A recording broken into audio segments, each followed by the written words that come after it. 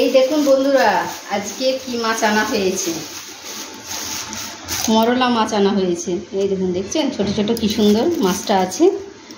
এই মাছটা এখন পরিষ্কার করব, তারপর কি গিয়ে পরিষ্কার করে নিয়ে একটুখানি আমের আচারটা দিয়ে দেবো, আর 1 পিস টমেটো দেবো, বেশ টক টক করে বানাবো। খুব সুন্দর আছে মাছটা, সকাল সকাল আনা হয়েছে।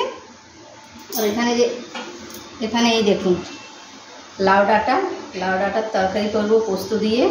আর কালকে এই পিপাটা আনা হয়েছে, কালকে পিপাটা দেখছে পেকে গেছে, যে কাটলো সে একদম পেকে দেখছি না বেকার হয়ে গেছে। তবু একে ফেলবো না, একে একটুখানি লবণ দিয়ে সেদ্ধ করে নিয়ে কাঁচা লঙ্কা দিয়ে বেশ মাখা করবো এটা, বুঝলেন? ফেলবো না, দাম লেগেছে। আর পিঁপে এমনিতেই পাকা হলো খাওয়া যায় পিঁপে, তাই তো। তো এটা আমি চাটনি বানাবো, চাটনি করে আপনার খাবো।